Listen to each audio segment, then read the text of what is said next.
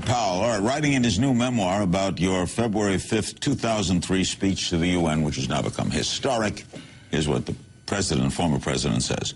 Colin's presentation was exhaustive, eloquent, and persuasive. Coming against the backdrop of Saddam's defiance of the weapons inspectors, it had a profound impact on the public debate. Later, many of the assertions in Colin's speech would prove inaccurate, but at the time, his words reflected the considered judgment of intelligence agencies at home and around the world. Do you wish you'd been less exhaustive, eloquent, and persuasive? No, that was my job at the time, and the information that I was being given by the intelligence community hung together. And I spent 4 days and nights out at the CIA going over it and asking every way I could, are you sure of this? You have multiple sources on this. And I got those assurances.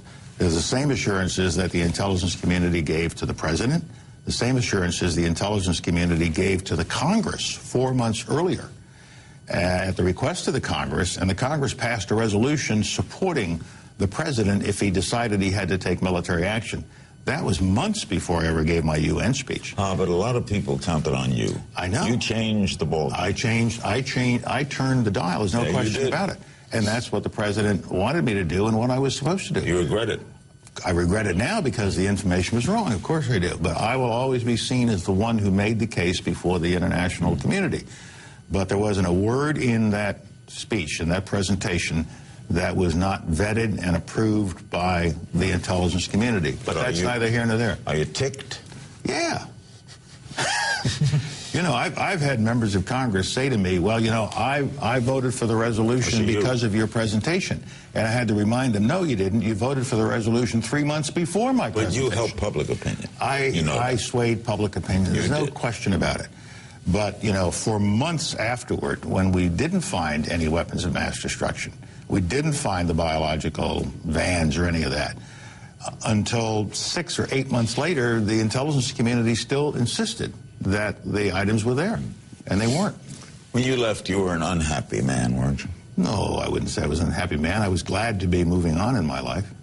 Glad to leave? At that point, yes. And the president and I had conversations in early 2004 when he was getting ready for, you know, the next campaign. And I said to him that I thought it was time for me to leave at the end of my first 4 years. I had no desire to stay on for a longer period of time. And I also made it clear to the president that I didn't think our system, our national security system, was working as well as it should, wasn't serving him as well as it should, and that he should think about making some changes, and I think the changes began with me.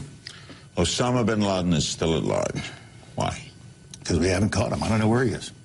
He is somewhere, I'm reasonably sure. He's living. I have no reason to believe he's not living, but, you know, you can't prove it. Every 6 months or a year, out comes a tape that suggests he's still living.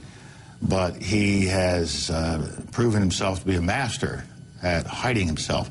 People think it's easy to find somebody who is making every effort not to be found. I've faced this in a number of situations with all of our satellites, with all of our electronic means, with all of our spies. Still, people are able to hide from us for an extended period of time. I couldn't catch Manuel Noriega right away in Panama. I couldn't catch Mr. Adid in Somalia right away. It's not easy to find somebody who knows how you're looking for them. Somebody that tall? Somebody that tall. Well, we haven't found him. It's been 10 years now, so we haven't found him. And he is still a force. But here's an important point. He's not walking around giving television interviews, and he is hiding. And as long as he is hidden and afraid to use a telephone, afraid to use a satellite radio, afraid to do anything except give a video interview every 6 months, he is not the same force he was 10 years ago. He's trying to stay alive. And therefore, we have a different kind of al-Qaeda that we're dealing with than the al-Qaeda that struck us on 9/11. To your knowledge, have we ever come real close? I have no idea. Some people say that, you know, in the early days when we were going through the mountains, we might have missed him, but I have no idea whether that is accurate or not. That is rough terrain, isn't it? It is difficult terrain. I mean, we often think about that region as if you can just go anywhere you want in a few hours. And we have to keep this in mind, too, when we talk about Pakistan, because our Pakistan friends are an important part of this. Just met with them. Yeah, I just met with General Kiani, the Pakistani chief, in my home a few weeks ago, and he's got a tough problem. It is the most difficult terrain imaginable, and he has troops, but he doesn't have the kind of mobility or intelligence capability that he needs. So if there's one recommendation I would give to our government, we got to do a better job of giving General Kiani and the Pakistani